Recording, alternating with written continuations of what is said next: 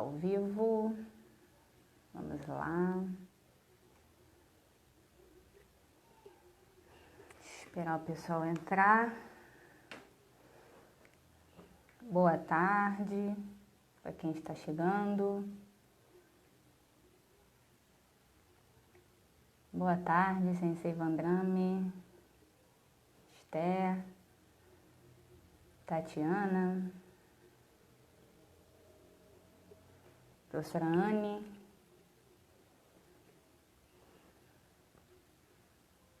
Kleber.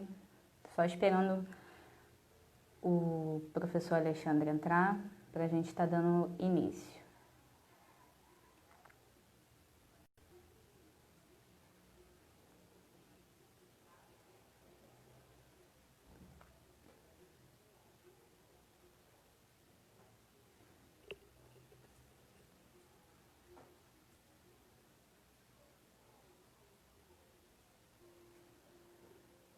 Aí, ó, entrou. Sensei entrou, vou chamá-lo.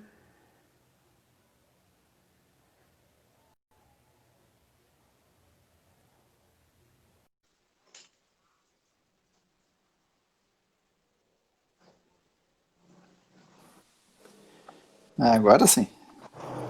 Ih, Sensei, o senhor está de cabeça para baixo aqui para mim. Opa, então Agora vamos sim. lá. Tentando ver se eu acho um jeito de deixar o celular aqui, para não ter que ficar segurando.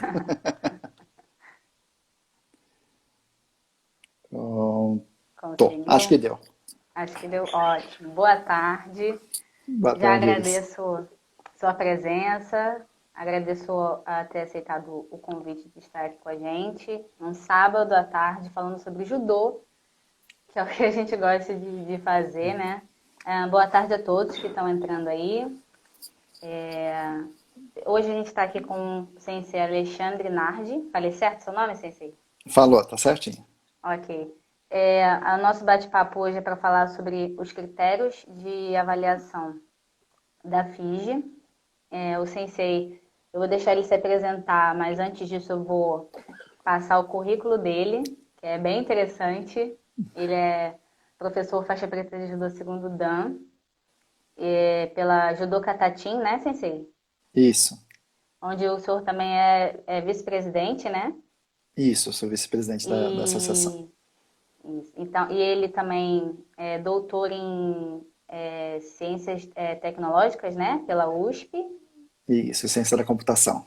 Ciência da computação, isso. E também é cirurgião, dentista. E tomou um ipom no seu celular, hein, Sensei? Cai, Tomou um mas ipom. judoca tem que levantar rápido. Tem que fazer o QMI e levantar rápido. E além de tudo, ele também esteve tá terminando o curso de bacharel em Educação Física.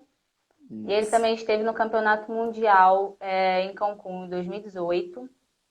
Ele foi uma das, ou foi a primeira, né, Sensei, conjunto com o parceiro dele, a conseguir alcançar uma final, sendo uma dupla estreante numa competição internacional. Então, é um prazer ter aqui. Agora, se eu esqueci de alguma coisa, fique à vontade, agora faça a sua apresentação. Não, imagina, acho que tá tudo certinho. Que bom. Em 2018, eu e o Maurício Batista, que é o meu quê, né, eu costumo competir como tori. A gente faz os dois lados, mas eu costumo competir como tori. E nós fomos no Campeonato Mundial pela primeira vez e conseguimos passar, nos classificar para as finais. Né? Foi a primeira vez que uma dupla brasileira estreante conseguiu passar para as finais. Então isso deixou a gente bastante feliz, bastante satisfeito, né? Com toda a preparação e todo o investimento, né, necessário para participar de uma competição como essa. Mas é Muito isso bom. mesmo. Parabéns. Eu E queria saber de você agora para a gente tá iniciando assim, como que você começou no judô? Como que o judô entrou na sua vida? isso faz tempo. Eu comecei no judô com 6 anos, em 1976. Hoje eu estou com 50, então faz 40 e alguns anos aí que eu já pratico judô. Eu treinei judô nos tatames mesmo até a minha adolescência. Depois fui fazer faculdade, casamento, eu casei bem cedo, então é, aí depois tivemos filhos e aí meus filhos resolveram fazer judô. né, eu contei para eles que já tinha feito judô, etc, né? Assim, eu sempre pratiquei a filosofia do judô a vida toda, né, independentemente de estar ou não nos tatames. E aí, para motivar as crianças no judô, eu falei, então eu vou voltar também, né? E o meu sensei, o sensei Figueroa, na época, eu era da Associação Atlética Banco do Brasil, na época ele viu que eu gostava bastante de estudar e assim por diante, e falou, olha, tem um negócio chamado Kata, com os treinos na Federação Paulista toda quarta-feira, vai lá dar uma espiada nisso. E aí eu fui ver, né, isso, eu era faixa roxa na ocasião, isso foi em 2011 ou 12, não estou bem certo, não, acho que foi 2013. E aí conheci o pessoal lá e tudo mais, comecei a praticar o kata. O Maurício entrou logo na sequência, a gente já. O Maurício também era do mesmo clube, né? A gente fez uma dupla, até hoje nós competimos juntos, então uma dupla que deu super certo. E aí de lá pra cá, sempre praticando, gostando, tá? E resolvi competir também um pouquinho, até para mostrar, para dar um exemplo, né, para as crianças, que olha, você quer competir, então você tem que treinar, se você não treinar não dá certo, mas se treinar dá, olha como funciona, né? Aquela motivação que a gente costuma querer fazer para os filhos. Então foi assim que eu comecei, foi assim que eu caminhei dentro do judô, né? E o meu interesse pelo kata, o interesse pelo kata veio a partir desse convite do meu professor, né, do CC Figueroa, e nos últimos anos eu mudei de associação, fui para a Associação Judô Katatim, e lá na associação a gente continua, o foco lá é bem forte em kata, né, existem os outros treinos com certeza, mas existe um foco muito grande em kata, várias duplas competidoras internacionais, com vários títulos internacionais, então ajudou bastante também a fazer um refinamento, né, na nossa condição técnica de kata.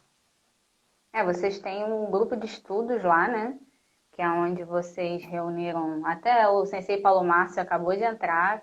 Ele falou Ponte Rio, São Paulo. Agradecer a ele, porque ele tem paciência comigo, acima de tudo, que eu fico mandando mensagem no WhatsApp para ele. Ele que me passou o seu contato, então ele também agradecê-lo por essa ajuda. E esse é um dos benefícios que a gente tem conseguido encontrar agora, né? Essas conexões que a gente tem feito à distância, desses conteúdos maravilhosos que estão sendo colocados nas lives. Só Uhum. para deixar para o pessoal que está assistindo a gente, vocês podem ir mandando mensagem. Se eu perceber que alguma mensagem, não, pergunta. Se eu perceber que algum tema que o sensei possa responder na hora, para não perder a essência ali da pergunta, eu interrompo ele e faço, senão no final a gente vai ter um espaço para estar respondendo, a professora Anne está fazendo as anotações, e aí a gente vai ter um espacinho no final, ou então a gente responde. E muito Legal. interessante a sua história, Alexandre. Eu tenho. Eu com meu irmão, ele começou o judô assim, pequenininho, com 4 aninhos, e eu sou mais velha. E ele fazia judô e ele parou. E eu comecei o judô e ele e meu padrasto faziam. Aí eu comecei depois, que eu falei assim, olha, o que eles estão fazendo, né? E eu comecei depois e eu sou faixa preta hoje em dia e meu irmão estacionou, não voltou. Ele diz que um dia vai voltar, eu espero, né? Mas essas coisas da gente caminhar e dar uma pausa e a gente inspira alguém, depois assim que a gente inspirou, traz essa inspiração de volta, né? Eu acho isso muito legal, muito interessante esse detalhe na sua história. E a gente comentou desse grupo de estudo que vocês têm lá, né? E aí a gente entra propriamente dito agora no nosso tema, né? Que são os critérios de avaliação de kata, como você mesmo falou. Existem já duplas que competem internacionalmente, né? Dentro da agremiação de vocês. Então se tornou um assunto muito importante, né, de ser estudado, que são os critérios. Se você, eu costumo dizer, você vai prestar um concurso. Se você não pegar o edital do concurso e ver o que vai cair no concurso, você não sabe nem o que você vai estudar, né? Que dirá se você vai passar nesse concurso ou não. Então, eu acho que aí vocês pegaram esses critérios e como que vocês pensaram assim, por onde é que a gente vai começar? Vamos pegar isso aqui, o critério, vamos pegar uma apostila, como é que vocês raciocinaram esse pensamento inicialmente? Olha, Iris, esse raciocínio que você acabou de falar está perfeito, é exatamente isso.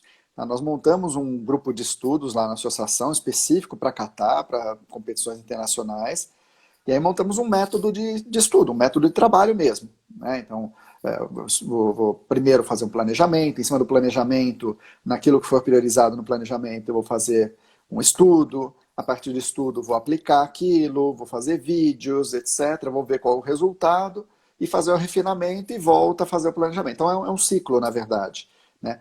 E dentro dessa brincadeira, uma das coisas que era muito importante para a gente era o seguinte: puxa, eu vou começar a competir internacionalmente.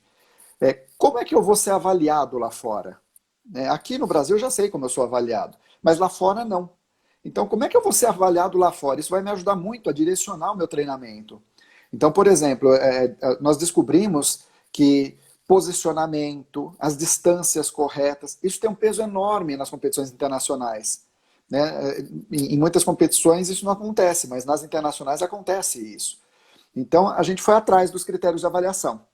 Fomos atrás do site da FIGE, né, e ali no site deles encontramos os critérios, eles estão publicados desde 2015.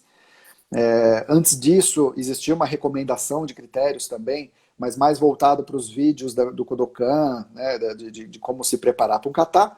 Mas a partir de 2015 começou a efetivamente existir um guia, né, de critério de avaliação. E aí nós começamos a olhar esse guia. Depois existe uma versão mais nova, que foi depois do nosso Mundial, agora em 2019. Né, o Mundial foi em 2018, e em 2019 eles fizeram um ajuste, alguns ajustes, na verdade, nesse material, nesses critérios de avaliação. Então, coisas pequenas, a maior parte de coisas pequenas, mas teve esses ajustes. Então foi importante a gente começar a olhar cada uma das etapas e anotando. A gente via os nossos próprios vídeos, todas as nossas competições foram filmadas, né, até hoje, todas as competições eu filmei. Na verdade, teve uma competição que eu esqueci de dar o recorde ali na câmera e não gravei.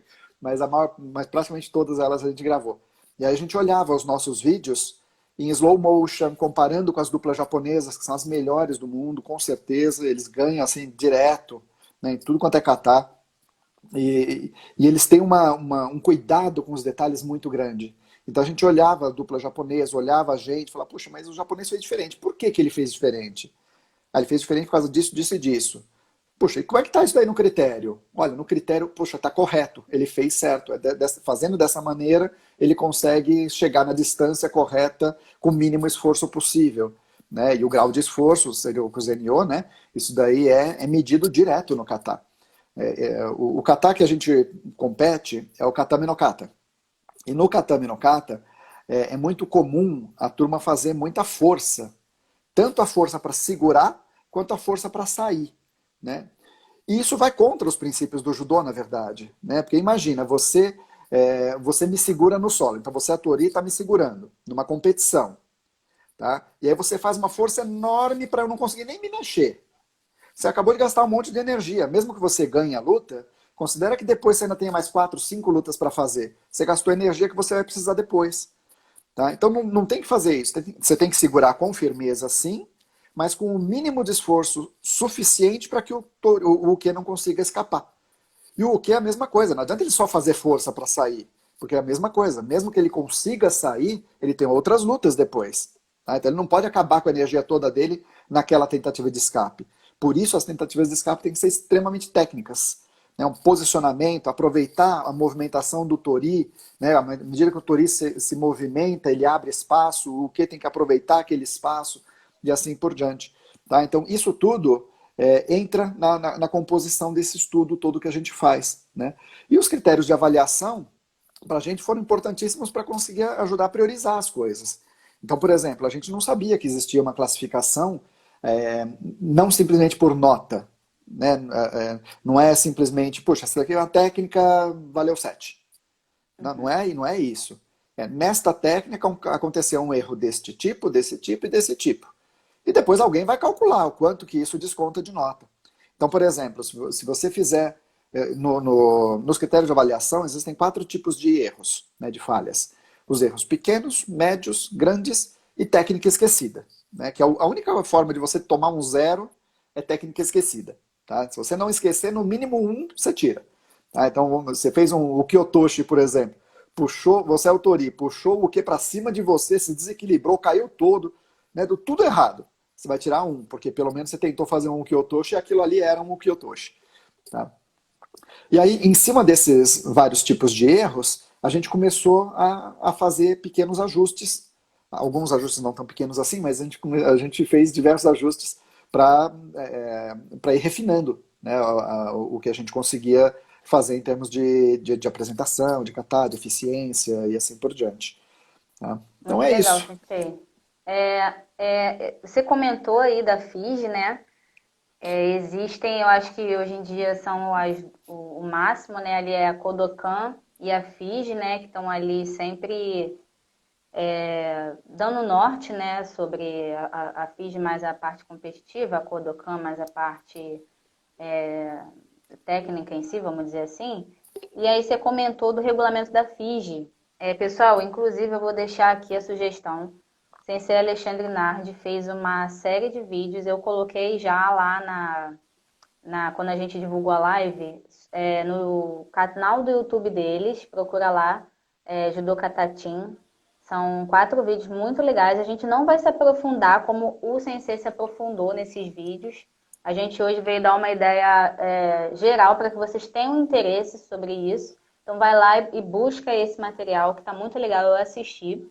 E aí o Sensei falou agora sobre a apostila da FIGE, né? Então ele está falando aqui, gente, global, sem se aprofundar, tá? Porque cada partezinho sobre o que ele falou, do que é um erro pequeno, médio, grande, um esquecimento, tá melhor explicado lá. Então, mas essa apostila da FIGE, ela foi criada, como você falou, eu acho que, se eu não me engano, você comenta nos vídeos que o primeiro campeonato mundial de kata da FIGE foi em 2009, né? Na verdade, com o nome atual, sim, foi em Aham. 2009. Existia um campeonato anterior em 2008, que foi um campeonato, eles chamavam de Copa do Mundo de Catar, que foi o primeiro organizado pela FIGE, que foi em 2008 em Paris. Mas não teve nenhum brasileiro que participou.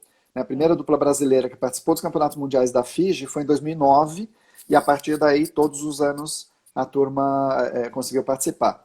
Esses critérios de avaliação que você comentou, como até um auxílio para a nossa equipe e tudo mais, esses critérios eles foram publicados em inglês, porque tem o site da FIGE, né? Então foi publicado lá em inglês. E nós lá no nosso núcleo, nós traduzimos para o português, mantivemos exatamente a mesma formatação, mesmo padrão, tudo bonitinho. Fizemos a tradução literal, tá? Então se tinha erro, foi traduzido com erro, para a gente não mudar o conteúdo. A gente até fez Perder a alguns essência, né? comentários, né? Para ser fiel mesmo. Tá? Então está tudo traduzido. Se vocês, depois eu posso passar para você o link da onde tem esses critérios para quem se interessar conseguir acessar isso daí, tá? Porque é bem interessante ter os critérios em português também. Sim, muito bom, Sensei. O Paulo Márcio está falando que antes era pela Word Master. Então, realmente, se a gente for, pelo que eu entendi, então, essa apostila da FIJ, ela foi feita em 2015, é isso? Me corrija se eu estiver errado. Isso, é exatamente isso. Existiram outras Então, versões intermediárias, mas essa é 2015. teoricamente é uma coisa nova, né? A FIJ fechou ali. E a gente tem muito essa coisa do por onde estudar, né? E, se eu não me engano, o senhor comenta que nessa apostila da FIJ, ela utiliza como padrão base, né, ali para você procurar informação, ou aquelas apostilas de kata da Kodokan, né? Não os Isso. vídeos, mas as apostilas que dá a entender que são conteúdos que estão mais atualizados, se é que posso dizer assim. É, até 2014, a FIGE recomendava que não existiam ainda os textbooks, né, que são esses guias que você comentou agora, que são do Kodokan, não existiam ainda, então tinha os vídeos. Tá? São vídeos oficiais e tudo mais e tal. Existem alguns vídeos do Kodokan, eles estão todos disponíveis também no YouTube, tá? Se dá uma procurada lá, acha. A FIGE, ela sempre procura, não só no kata, mas no shiai também, ter o máximo de proximidade possível com o Kodokan. Tá? Então eles sempre remetem ao Kodokan. Então eles falavam o seguinte, olha, até 2014, prepare-se olhando os vídeos do Kodokan. É ali que a gente vai se basear para avaliar. A partir de 2014, o Kodokan fez esses textbooks, que no fundo, são uma forma escrita dos vídeos. Porque as imagens que estão nos textbooks são imagens tiradas dos vídeos. Tá? Então você bate o olho ali naquele material, fala, poxa, mas isso daqui é a imagem do vídeo. E é mesmo. Tá? Não tem erro, não. E tem muita coisa ali que é extremamente útil. Algumas coisas, com o passar do tempo, vão sendo ajustadas. Eu não vou dizer que que vão mudando, porque o judô é um só, o judô não muda, é um judô só. Né? Ele evolui e tudo mais, mas as técnicas em si, elas sofrem alguns pequenos ajustes em termos de padronização. E eu queria até dar um exemplo. Eu sei que o nosso objetivo hoje não é o aprofundamento, mas existe um ponto específico que sempre gera muita dúvida, que é onde é a posição de início do Tomoe Nage no Nage no Kata. Tá? É no meio ou é deslocado? Né? E isso, conversando com o Michel Kozlowski ele é um diretor de esportes da FIGE, que é o responsável por escrever esses guias, os critérios de avaliação. Ele que escreveu os critérios, ele fez um software. Aí eu consegui conversar com ele, a gente marcou uma call, conversamos 2 horas sobre isso, foi super bacana. E ele comentou esse caso. Ele falou, olha, o que acontece é que o Kodokan sempre fez deslocado, ele fazia 1 metro dentro da área do uke. Ali era a posição inicial. Só que nos critérios de avaliação da FIGE de 2015, estava escrito que era no meio. Então é curioso que se você for olhar a dupla japonesa, que foi campeã mundial, em 2014, eles fazem deslocado dentro da área do uke, 1 metro para dentro da área do uke. Né? E em 2015 até 2017, até 2018, que foi o último ano que os japoneses competiram, no Nage no Kata, eles fazem no meio, porque ali era no meio. E agora, em 2019, eles ajustaram os critérios e falaram, não, peraí, é deslocado, o Kodokan falou que é deslocado, e passou a ser deslocado. Tá? Então, você vai encontrar muita gente defendendo, falando, não, mas é no meio, porque eu sempre fiz no meio, porque está escrito que é no meio. E realmente estava escrito que era no meio mesmo. Né? Mas o Kodokan não, o Kodokan faz deslocado, e não é deslocado você só colocar o tori, por exemplo, a linha do meio, vamos supor que a linha do meio esteja aqui assim, né? Não é o pé do tori tá só na frente da linha, é 1 metro para frente. Então imagina que a posição dos dois centralizados, tem a divisão do tatame ali, com o tori de um lado e o que do outro. 1 metro para lá, tem o primeiro tatame ali da área do uke. É ali, aquela marca tem que ficar no meio do tori do uke. Tá É a bem marca ali deslocado. do Seoi, né, Sensei? Que bate ali naquela distância, seria naquela marca ali E do aquela Seoi, né? marca que eu estou falando, isso. Sim, Aí o que sim. fica para um lado da marca, o tori para outro lado da marca. É ali Aham. mesmo, é exatamente Uhum. ali. Tá, então, É, esse é um exemplo legal de como é que as regras vão evoluindo e a importância do avaliador de kata se atualizar o uhum. tempo todo. Porque muda um negocinho desses, já dá uma diferença enorme. E esse é um erro médio. Imagina, você vai dar uma nota 10, porque estava no meio e você achou que tinha que estar no meio, e eu vou dar um 7 ali, no final das contas, que é um erro médio, desconta 3 pontos.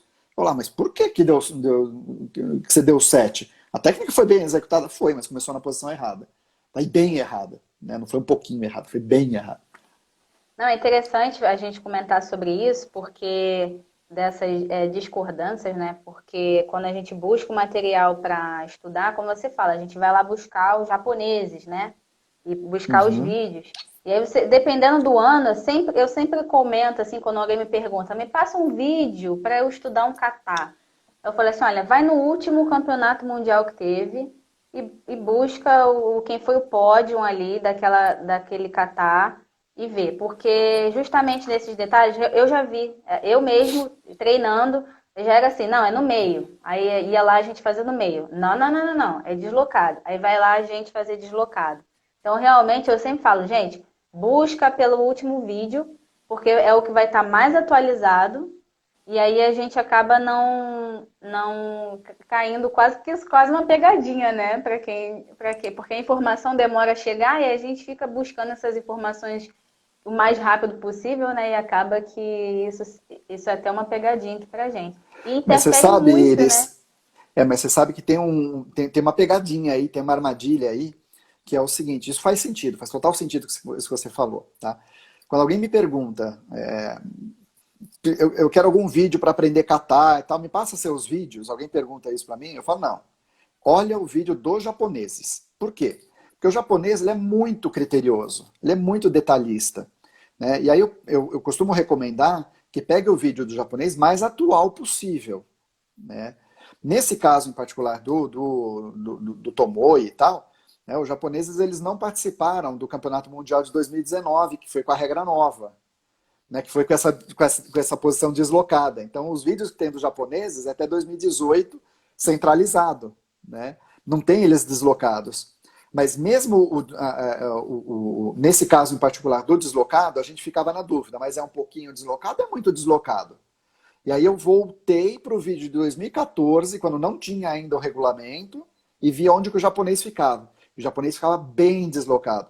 E as duplas que a gente vê fazendo, inclusive em mundiais e tudo mais, faz só um pouquinho deslocado.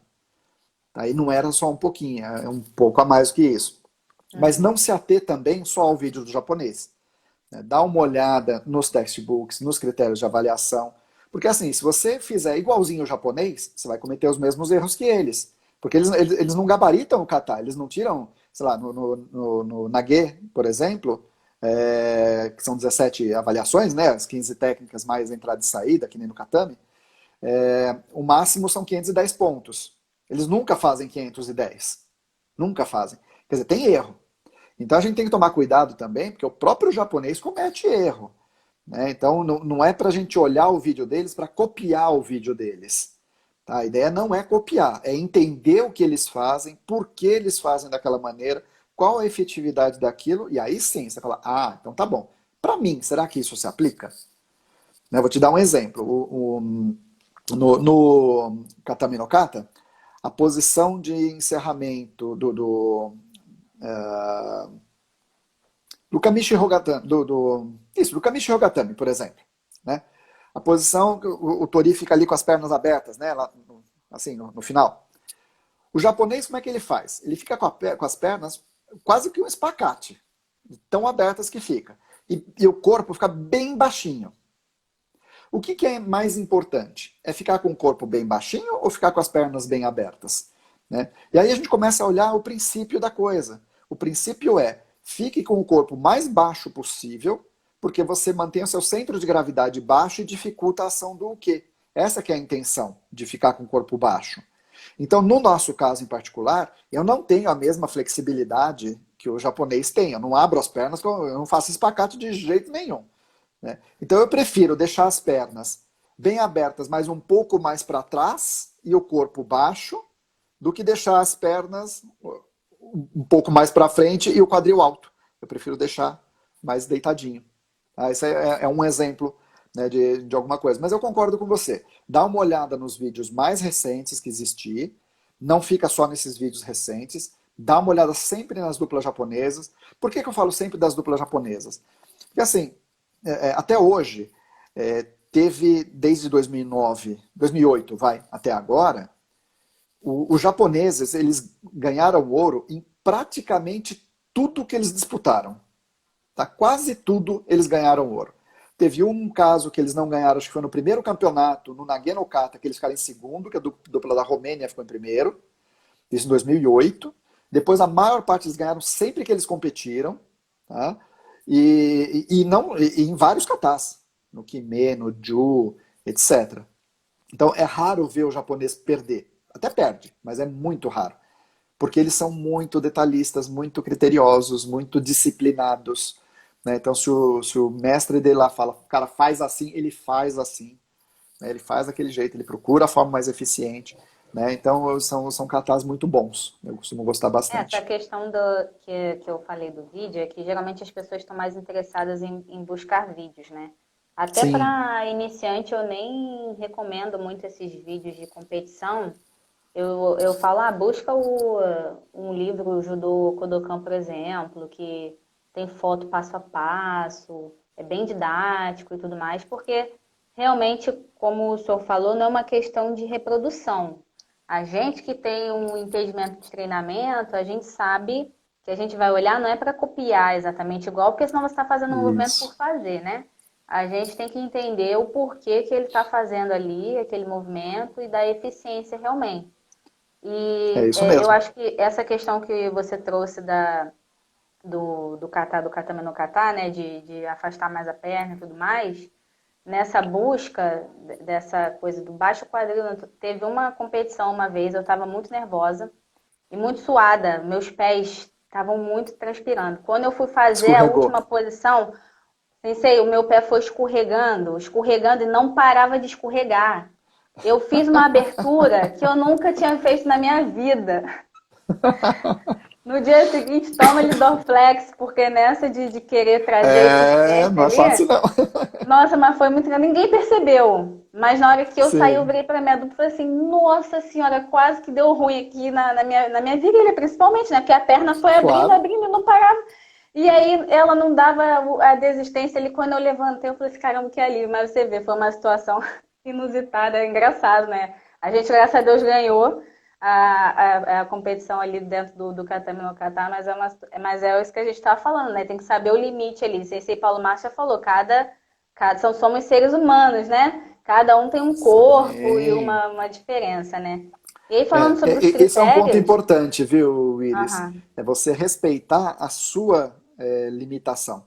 Então, por exemplo, no nosso caso, eu estou com 50 anos, então já não sou mais um garotão. Eu não tenho a mesma energia de um rapaz de 20, 25 anos. Eu não tenho a mesma energia, nem a mesma explosão de um rapaz de 25 uhum, anos. Então não adianta eu tentar fazer o meu kata super explosivo e tudo mais. Sempre vai ficar inferior ao do outro.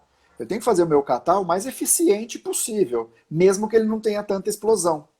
Então eu com tenho que certeza. demonstrar as coisas, né? E isso daí, para mim, pelo menos, ajuda muito na hora de eu me preparar para os treinamentos.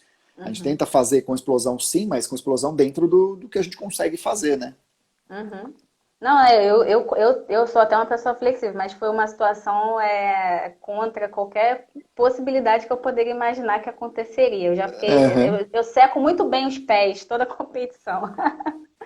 Mas entrando nessa questão dos critérios, né? São essas questões de se atualizar e estar sempre acompanhando, né? Porque o Sensei Paulo Márcio mesmo fala que o kata é vivo, então a gente tem que estar acompanhando O essa judô é vivo, né, de essência, uma né? forma O geral. judô, exato. É. Então, o senhor comentou do relação e a gente precisa entender essa questão. Me corrija se eu estiver errado, né? Dentro do que eu andei estudando, né? Que eu fiz meu dever de casa. A gente tem os erros que são os graves, os médios e os pequenos, né? Além do que o senhor já falou da técnica esquecida. Só para o pessoal entender, Grandes, são erros grandes grandes, isso. médios e pequenos. Da técnica esquecida é quando realmente você passa batido e não faz mesmo. Né? Essa técnica explicando de É, uma forma mais geral, assim, que tem uns detalhezinhos que ainda podem, né, se colocar aí. Assistam os vídeos, hein, galera, dentro do que é essa técnica esquecida, mas é a forma como que o senhor falou que a gente pode zerar, a única forma, né? E a gente, isso. até conversando, eu já expliquei que isso já aconteceu comigo no Kodokan Sim, Goshin Jutsu. Eu, acontece. eu esqueci uma técnica mesmo. Sensei Paulo Marcos está aqui presente, ele é testemunha, porque ele era banca avaliadora. E eu tomei zero lá, ganhei o zero. E fora isso, a gente tem os erros, né, que são avaliados dentro desses critérios que você falou, do grande, médio e Aham, pequeno, né? E é interessante o pessoal falar que desses aham. critérios da FIGE, não se dá nota, né? Então, eu não chego lá, esse movimento foi 7, esse movimento foi 8. De acordo com... O Paulo Márcio já caguetou aqui, ele falou, eu vi. Ele e todo mundo ali viu o esquecimento. Mas, de acordo com esse erro, né? O árbitro... Eu queria até que o senhor me falasse, é árbitro ou eu falo juiz? É juiz avaliador ou é árbitro avaliador? Como é que a gente chama ali? Então, aqui no Brasil se usa o termo avaliador para kata. Tá? Então, avaliador de kata. Algumas pessoas falam árbitro de kata também. Né? O menos comum aqui no Brasil é juiz. Tá? Aqui é menos comum. Então, o mais comum é avaliador. Lá fora, eles chamam, em inglês, eles chamam de ou judge, que seria juiz, ou referee, que é o árbitro. Né? Então, eles usam em alguns momentos um, em outros momentos outro. Tá? Mas por aqui, fala avaliador que está de bom tamanho. Tá Ah, ótimo. legal. Legal. E aí, Deixa eu fazer um comentário claro, fica à com vontade. relação à técnica esquecida que você falou. Tanto a técnica esquecida quanto os erros grandes, são, na verdade, o que menos acontece numa competição. Tá? Porque vai acontecer assim, de vez em quando uma técnica esquecida, alguns poucos erros grandes. E, de fato, existem pouquíssimas situações em que você classifica uma técnica como técnica esquecida ou como erro grande. Tá? Então, para você ter uma ideia, são 3 situações só de técnica esquecida. É no caso do cara efetivamente esquecer, até omitiu a técnica, então esqueceu mesmo a técnica, não fez. Né? Ou se mudar a sequência das técnicas, tá? Então é hora de fazer sei lá, o Sioi. O cara faz o Kataguruma primeiro, esqueceu o Sioi. Tá? Então tomou 0 no Sioi. E a terceira situação é quando a dupla entra invertida.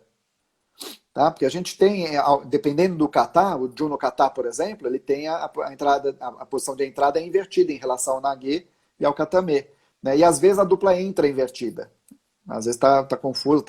Se entrar invertido, na cerimônia de abertura, conta como técnica esquecida. E aí tem um detalhe importante. Então são essas 3 condições só. Já de erros grandes, são 6 situações. Naqueles vídeos que você comentou, a gente fala em detalhes sobre cada uma dessas situações. Tá? Mas uma que vale a pena comentar aqui com você, que gera muita dúvida, é o seguinte: quando a técnica é executada em posição invertida, é um erro grande. Tá? Então veja a diferença. Se eu entrar invertido, é técnica esquecida na abertura.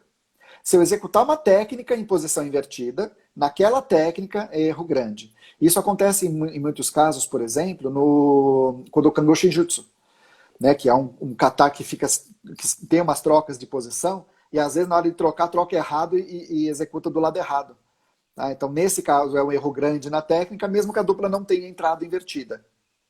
Tá? Então, são exemplos de situações aí de erros grandes e técnicas esquecidas. A maior parte do que acontece em competição é erro médio ou pequeno. Isso é o que vai acontecer, assim, vai acontecer direto. Direto são esses 2 aí.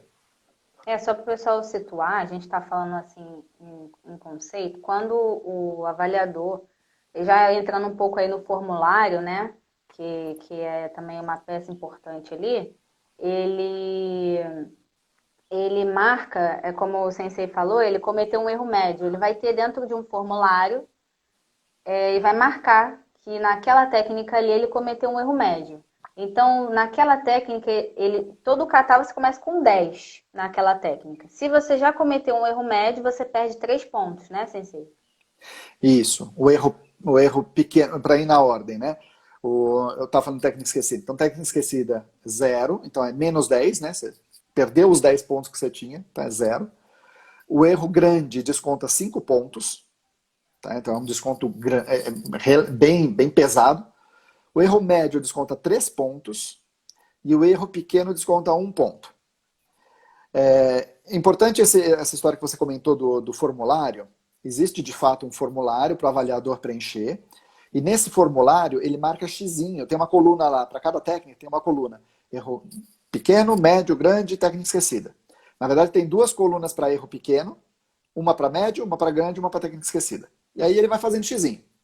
Então é interessante que se você cometer só erros pequenos, eu como avaliador, só posso marcar 2 erros pequenos. Então, suponha que você cometeu 4 erros pequenos. Eu vou marcar 2 erros pequenos. Eu não posso marcar 4 erros pequenos. Né? Da mesma maneira, eu só posso marcar um erro médio. Ah, mas ele fez mais do que um erro médio. Assim, você só pode marcar um. Tá? Existe um caso específico que você até colocou num comentário. Um caso muito específico, dependendo do tipo de erro médio. Se você fizer 2 erros médios, do que a gente chama de erros médios de técnica, ele se transforma em um erro grande. Mas, de qualquer forma, tirando essa exceção, você só pode marcar um erro médio e também só pode marcar um erro grande. Tá? Então, existe essa restrição. E o avaliador ele não tem que se preocupar nesse formulário, ele não tem que se preocupar com nota. Ele marca o xizinho. Na hora que você passar isso a limpo, ou no nosso caso, por exemplo, a gente desenvolveu um software para fazer avaliação de kata. E esse software, ele escaneia a ficha, você põe a ficha no scanner, e o software lê aonde estão os xizinhos. Né? No final das contas é isso. O próprio software calcula. Ele que vai ver se teve tantos erros, se teve erro médio, então desconta 3 pontos, se teve o grande, desconta 5, se a nota mínima foi 1. Né? Então vamos considerar que marcou 2 pequenos, um médio e um grande. Então, a princípio seria zero, né? Porque descontou 5 do grande, 3 do médio, 2 do pequeno, descontaria os 10 pontos, tiraria zero. Mas o software calcula que, opa, é zero. Teve técnica esquecida? Não. Então ele coloca 1. Tá? O software põe 1. Tá? Então o próprio software faz isso. O avaliador não precisa se preocupar com isso. Ele só se preocupa em saber observar onde estão as falhas, classificar o tipo de falha em relação a pequeno, médio, grande, etc. E marcar os xizinhos dele lá. Né? É isso que o avaliador ele tem que fazer. Mas tem que ter um conhecimento muito grande de judô em si para conseguir fazer isso. Tá? Eu estava comentando sobre isso porque na nossa conversa a gente falou que isso torna tudo menos subjetivo, né? Porque a partir do momento Sim, que você classifica um erro grande é isso, isso, isso. O erro médio é isso, isso, isso. E isso está dentro daquela apostila que a gente comentou dos critérios da FISG, você deixa a avaliação, o avaliador torna o papel dele mais tranquilo, né? Porque ele já tem tanta coisa a ser observada, como você falou, já tem um conhecimento tão grande ali, né, sobre o que ele está avaliando. Às vezes ele não é avaliador só de um kata, ainda são de outros katas, sim, então ele ainda tem outras coisas também ali, de repente, para em outro momento avaliar. Eu acho que realmente acaba um pouco com essa coisa por exemplo, avaliação pessoal, que tem sim. um critério. Não, Ah, e foi bom que você falou disso. eu tirei 9 em avaliação pessoal. E aí você fica assim, eu não sei, meu kimono estava amarrotado, meu estava sujo, que a avaliação pessoal é como você se apresenta ali na Aham. hora que você vai fazer, né? Então eu acho que tira um pouco dessa coisa do subjetivo, né? E deixa mais objetivo. Olha, você cometeu um erro pequeno na avaliação. A sua calça do kimono estava 5 centímetros acima do que deveria estar. Um exemplo que eu estou dando, né? Sim. E aí eu acho que tira um pouco dessa questão do peso ali em cima do avaliador para ele se preocupar realmente com o que eu acho que ele deve se preocupar, né? Eu acho que essa é uma preocupação muito grande que a FIGE tem. Né? Então, uma das coisas mais interessantes da FIGE ter assumido os campeonatos internacionais é que agora eles, da mesma maneira como no Shiai, eles estão tentando tornar, como nas regras do Shiai, eles estão tentando tornar as regras do kata também o mais objetivas possível. É claro que sempre existe situações limítrofes ali. Né? Então, por exemplo, da mesma maneira que, puxa, caiu de lado é vazar ou é Yuko? Mas caiu um pouquinho para cá, Yuko, um pouquinho para lá é vazar. Tem algumas situações, né? Isso quando tinha o Yuko, né? Uhum. Tem algumas situações que ficam ali no limiar entre um e outro. Isso acontece. Mas é claro o seguinte: caiu claramente de lado? Caiu. Então, caiu de lado era, né? Era Yuko. Ah, caiu rolando, é vazare. Uhum. Caiu com aqueles 4 critérios, é Ippon. Da mesma maneira, no Catar agora é exatamente assim. Então, o cara, ele está na posição correta onde ele deveria estar? Não está. Então, vai descontar tanto de ponto dele, dependendo, vai ser o pequeno ou o médio. Né? A Uhum. distância entre os dois está correta? Sim, não.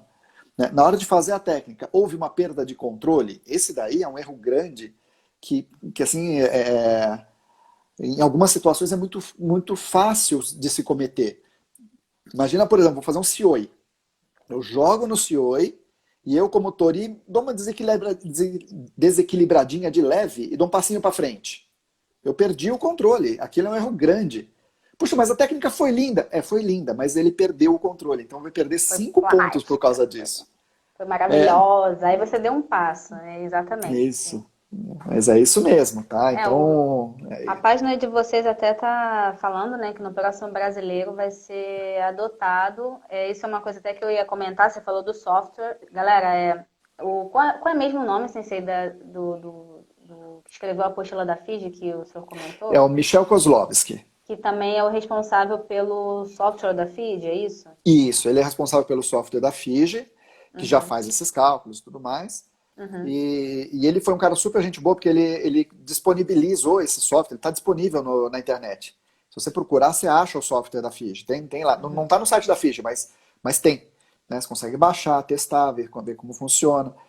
No nosso caso aqui de competições, no Brasil, tem várias situações que esse software que ele não atende. Tá? Então, por exemplo, no campeonato mundial, não existe divisão de masculino, feminino e misto. Então, o software dele não prevê isso. Tá? O nosso aqui prevê, porque é uma condição nossa.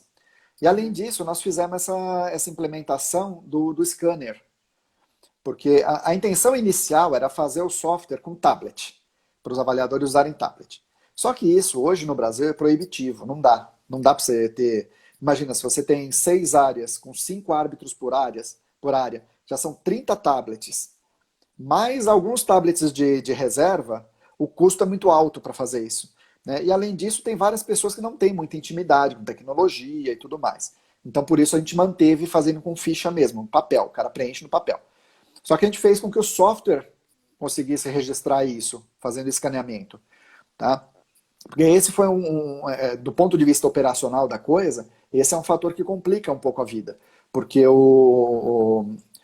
antes, para cada técnica, era uma nota que o cara lá dos bastidores tinha que passar limpo. Agora não. Para cada técnica, pode ter um monte de xizinho. Se o cara errar uma posição de um X ali, ele pode transformar um erro de 1 ponto em 5, pode fazer uns negócios assim e aí comprometer a competição. Né? A gente vê mesmo fazendo soma com nota mesmo, já acontecem erros, imagina com xizinho, muito pior. Então a gente fez esse software, mostramos esse software para o Michel, ele adorou, ele falou, puxa, isso aqui é legal pra caramba, tal. Eu não vou usar esse software do jeito que tá, porque o meu tem algumas coisas em particular que eu preciso para os campeonatos que eu faço, mas essa parte toda que vocês fizeram de escanear e tudo mais, puxa, eu quero ver se eu consigo incorporar isso no meu. Ah, legal, se precisar de ajuda, avisa, né? Então ele foi um cara super gente boa. E a gente recentemente ofereceu esse software, nós disponibilizamos o software para a CBJ, mandamos um e-mail lá para a CBJ, falando, olha, fizemos o software assim, assim, assim, está disponível, se a CBJ tiver interesse de usar, pode usar sem custo, tá? É um software que demorou um tempão para fazer, mas a gente está oferecendo sem custo nenhum. O custo que ele teria é o custo do equipamento, né? Aí isso com certeza, mas pelo software não tem custo nenhum. Então, e a CBJ está olhando e tudo mais. E aqui em São Paulo, esse software também ele deve ser utilizado. Ele ia ser utilizado na Copa São Paulo, acho que eu até comentei isso com você, né? Que a gente conversou antes. Ele ia ser usado na Copa São Paulo, estava tudo pronto, fizemos testes lá na Federação Paulista, com os avaliadores e tudo mais. Estava tudo bonitinho. Aí chegou na quinta-feira, na véspera da Copa São Paulo, cancelaram a Copa São Paulo por causa da Covid e nós não usamos o software.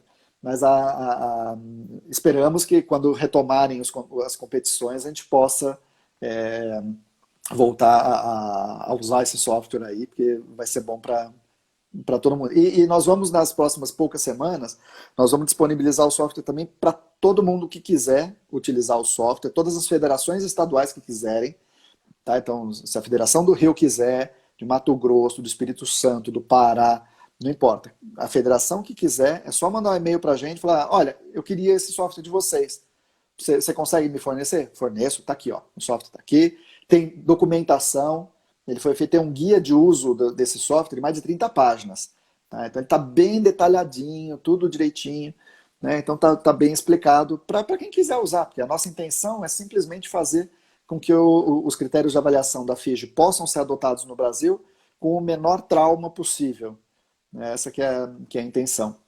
Eu queria pontuar só uma coisa rapidinho Claro, com certeza. você, que você tinha falado, com relação à preparação dos avaliadores. Tá?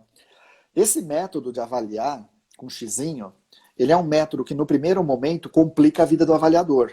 Tá? Porque antes o avaliador, entre uma técnica e outra, ele abaixava a cabeça e anotava um número. Ele anotava 7. E voltava a prestar atenção. Agora não. Agora ele baixa a cabeça, marca xizinho aqui, xizinho ali e tal. E aí depois é que volta a olhar. Então ele, em teoria, entre aspas, aí perde mais tempo. Então uma coisa que a gente recomenda que seja feito, a gente tem feito isso lá na associação e tem dado um resultado muito bom. A gente imprime o formulário, Naguê, por exemplo, e aí a gente procura qualquer vídeo de Naguê na internet. Qualquer um. De qualquer competição, não interessa. Pega qualquer vídeo.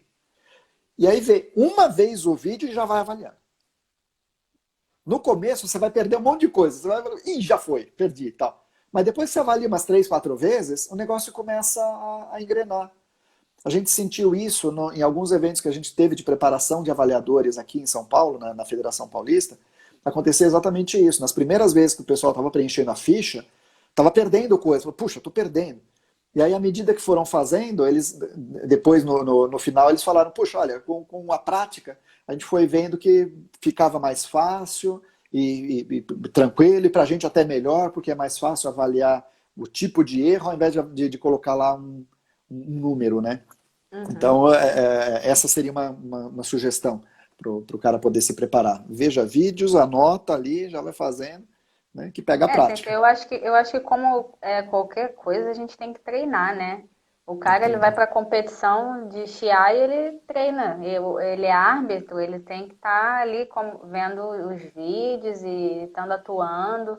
Então, eu acho que como avaliador também, ele tem que estar treinando ali, treinar o olho mesmo ali, né? A É. velocidade. Eu acho que muito interessante isso, eu fiquei muito E, curiosa. Já quero até praticar, inclusive, ficar pegando um monte de vídeo no YouTube, ficar não, e é praticando. assim, né, Iris? É como no Chiai. É a mesma coisa do Chiai.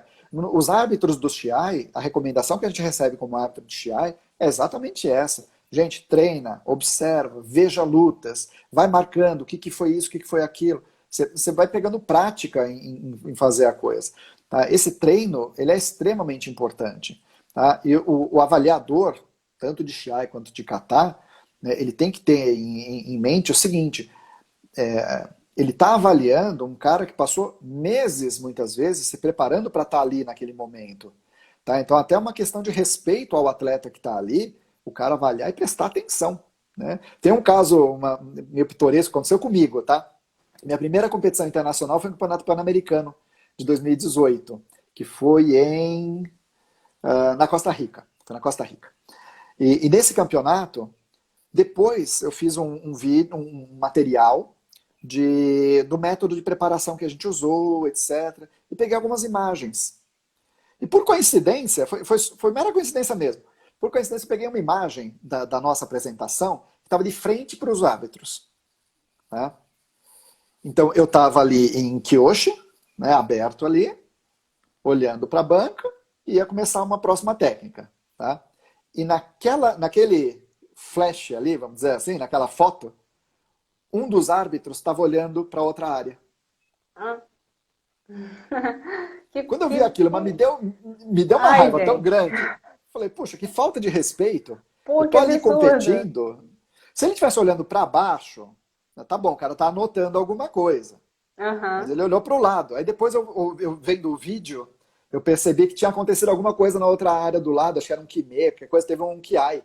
Então, não sei o que, o cara deu uma espiadinha. Mas nessa que ele espiou, pá, saiu na Que foto. azar, né? Sensei, a Azar, gente tem que tomar entrou nos cuidado. últimos 6 minutos aqui. Legal. Eu já queria agradecer de já a sua participação. A gente já meio que foi respondendo as perguntas que foram surgindo, isso foi bem legal.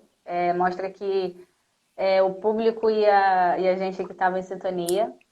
Eu queria saber se o senhor quer deixar alguma consideração final agora, um recado, ou então uma avaliação sua, o que você tem de perspectiva com relação a você vai evoluir realmente. Você já falou mais ou menos, né? Mas deixar uma palavra final. Legal. Bom, antes de mais nada, Iris, queria agradecer muito a você pelo convite de participar dessa conversa, desse bate-papo. Foi super divertido participar disso. É, e queria deixar um recado para quem estiver nos assistindo, para os atletas, que cara, olhe os detalhes. É nos detalhes que está a diferença. A diferença se faz nos detalhes. Tá? O grosso, todo mundo faz. Né? Para um leigo que olha o kata, ele vê os katas e fala, mas é tudo igual. Né? Então, essa parte do tudo igual é fácil. O difícil são os detalhezinhos. Então, precisa estudar. Não é só entrar no tatame e falar assim, sai fazendo, aí faz 1, 2, 3, 4, 5 vezes o kata e vai embora. Não é isso. Tem que estudar mesmo. Né? Os katas, eles foram criados pelo Jigoro Kano para isso. Eles foram criados para você estudar o princípio de cada técnica, a eficiência de cada técnica, para depois, na hora que chegasse no Randori ou no Shiai, você conseguir aplicar aquilo. Né? Essa que é a intenção. Tá? Então, a sugestão seria essa. A sugestão para os avaliadores, né? Quem sou eu para dar sugestão para avaliador? Eu sou só um NIDAM, né? Mas se eu pudesse dar uma sugestão para os avaliadores, a minha sugestão seria exatamente a mesma. Tem que se atualizar, tem que olhar, veja os vídeos, os critérios de avaliação estão chegando, dá uma olhada nesses critérios, tá? Aproveita esse momento, nós estamos aqui com 5 meses sem pisar no tatame, são 5 meses de estudo que o cara podia estar fazendo. Tá? Não adianta chegar lá na frente e falar assim, agora na competição, aqui no Rio de Janeiro, por exemplo, aqui na competição vamos adotar os critérios de avaliação da FIGE. Oh, não, puxa, eu vou ter que estudar. Já devia ter estudado. Aproveita esse tempo agora, que é um tempo de estudo, de aprimoramento desse tipo de coisa. E para os técnicos a mesma coisa, porque o técnico é que vai acompanhar a dupla e vai ter o olhar de fora para poder corrigir.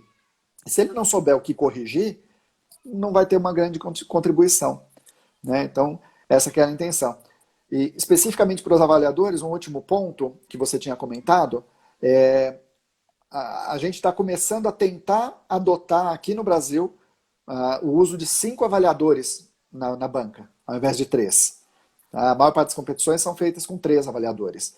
Então, com 5 avaliadores, a avaliação fica muito mais justa, vamos dizer assim, tá? E se considera dos 5, a pior e a menor nota descarta e considera as 3 do meio. Uhum. Então, a chance de você ser prejudicado por alguém ou ser favorecido por alguém é pequena. Tá? Então, é uma notícia boa, é uma novidade boa que está chegando aí para a gente. Tá? Mas é isso, eu queria agradecer ao pessoal lá da academia também, né, do Judô Katatin, que sempre ajuda em tudo. O Paulo Márcio, nota 10. O Paulo Márcio, aliás, ele é diretor lá do núcleo de estudos. Né? A gente montou esse núcleo com algumas pessoas, o Paulo é o nosso diretor lá. Ele que é o chefe. Muito legal. Muito obrigada de novo, Sensei. Foi ótimo, tá? Esse bate-papo mesmo foi divertido.